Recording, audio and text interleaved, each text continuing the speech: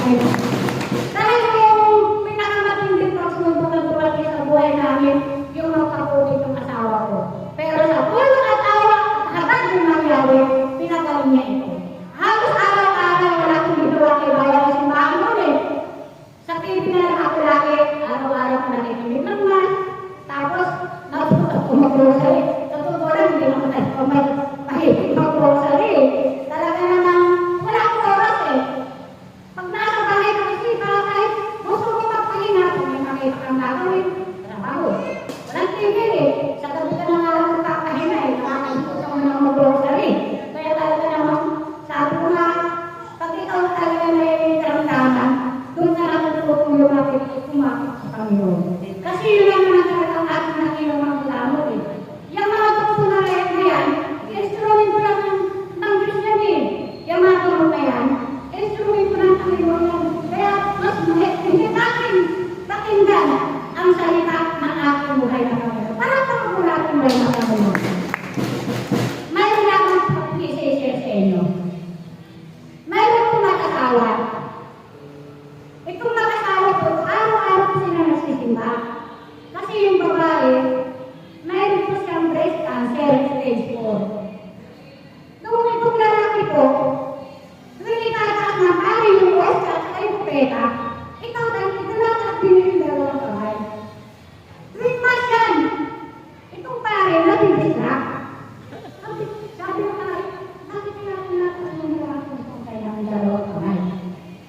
Bawat mas yan, hindi pumitigil na kasama ko yung lalaki. Pagkatapos ng mas, hindi nakakis ng pare, nilakita niya yung lalaki. Bakit sabi mo naman pinataas ng kamay mo? Pinataas ko yung podcast ko yung peta. Nagigit ako eh, sabi ng pare. Ay pare, sorry po. Kaya ko po pinataas ng aking mga kamay. Kasi po, hawak-hawak yung resita ng asawa ko. Kasi po mayroon ng breast cancer. Napunaraw niya kami. Naawa siya doon sa lalaki. Kasi pagkabat siya lang mag-isa, napakadaming tao sa loob ng simbahan. Siya lang mag-isa pa. Tapos nagkakayawag ako ng resita. Hindi na yung alam ng pare. Ang ginawa ng pare, yung magmana, hinahayaan niya may karatas ng mga yung lalaki. Pinapabayaan niya at isinasama niya sa panalangin namin ng asawa.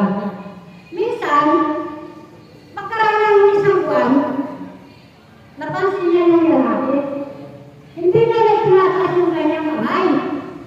Sabi ng pare, ay, mamatay na siguro yung asawa niya. Kasi hindi niya tinataas yung dalawa ng kamay. Hindi na nagtaas yung pare. Lumapit siya doon sa lalaki. Kamusta yung asawa mo? Ay, hindi naman.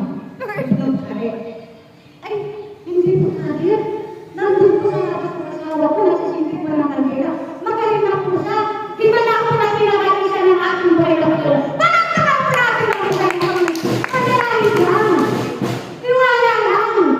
Dahil lahat ng kaya pakainin ng Diyos. Dahil ang uri ng karamdaman mo. Kung ang Panginoon yung kaya buhay ng patay, sakit lang yun. Breast cancer, stage 4. Pero kaya pakainin ng ating buhay na po. Palakpakan po natin ang buhay na po. Huwag mo daan i-dikit. Alam niyo po dalawa yung pare. Natuwa siya.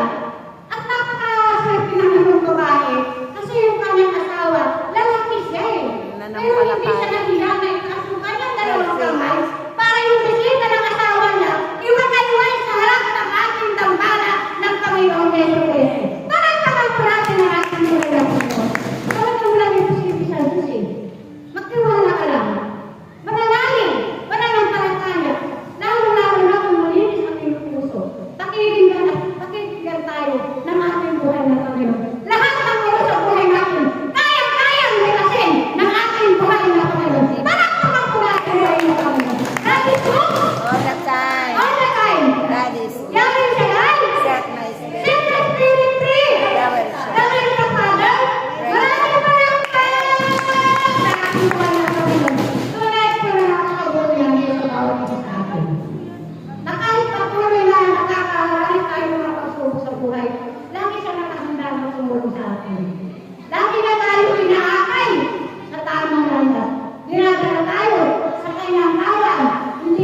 at binibitawan. Palakpakan po natin ang buhay sa Panginoon.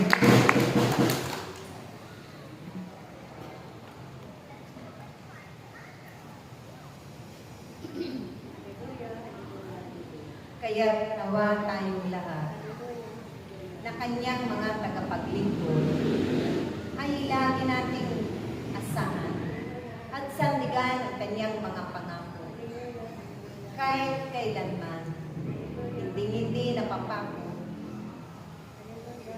ang kanyang pangako sa ating lahat. Hindi tulad nating mga tao naniminsan. Kung hindi kalooban ng Diyos, hindi natin mapagtatagumpayan ang lahat ng ilan na kanyang pinahihintulutan mga pagsubok na ating nararanasan sa araw-araw nating mga buhay. Kaya sa kapahintulutan ng Diyos na siya ang ating dakilang manggagawa, walang mamibigo sa piling magpakailanman. Nawa tayo ay manatili sa paglilingkod hanggang wakas sa ating mga buhay. Lahat asahan natin at sandigan, pagkatiwalaan ang kanyang kapangyarihan magpakailanman. Palakpakan po natin ang Diyos. Manatili magpakailanman. Huwag tayong huminto sa paglilingkod sa ating buhay na Panginoon. Patuloy lang tayo sumunod.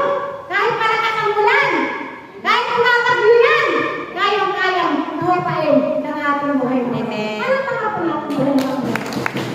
Kanina nga nang nagsasak ako kay sister natin, tinanong ko kung may gawain dito. Sabi ko, malakas ang ulan, pero hindi pinahintulot ang ating buhay na Panginoon talaga naman. Kasi sinabi ko yung brother ko na nakaraan dito, pinapili na kasi ako kung anong araw ang gusto ko. Sabi ko, hindi ako pwede na sa araw ko takot. Ayaw kumakot sa harapan ng Panginoon na takot eh, mahirap eh. Yung takot na sa trabaho, tapos maputo ka. Mas maganda yung linggo kasi simbahan. Tapos dito, wala kang gagawin. Kaya sabi ko, linggo na nga ako, Brad. Kaya si Sister Siling, Sabado siya. Palit ka. Kanina sabi ko, tuloy na yung gawain. Pero kanina kasi nanood ako lang kasi Father Joe nga ako sa may TV. Sabi ko, tuloy na yung gawain. Pero Lumis pa lang, hindi natin ang pambasa ng linggo. Alam mo ba, hindi siya yung pa. Siya, apat sila. Excited, gala. Siya nga po ang pangalawa. Wala naman ako magagawa kung ikaw ay wala sa akin. Si Ate Mel, si Ate Ikaw magsasalita at hindi ako. Itong nagawin ko, susunod ako, magamat ako hindi ka nakakata. Pero ginawa ko siya sa akin. Palakpakan ko na ako doon ako.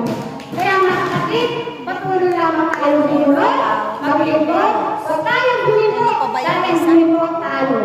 Patuloy tayong bibigyan at biyaya ng mga Panginoon sa ating mabubuhay at ang lahat ng ating mga nakasabuhay ay iingatan ng ating buhay ng Panginoon.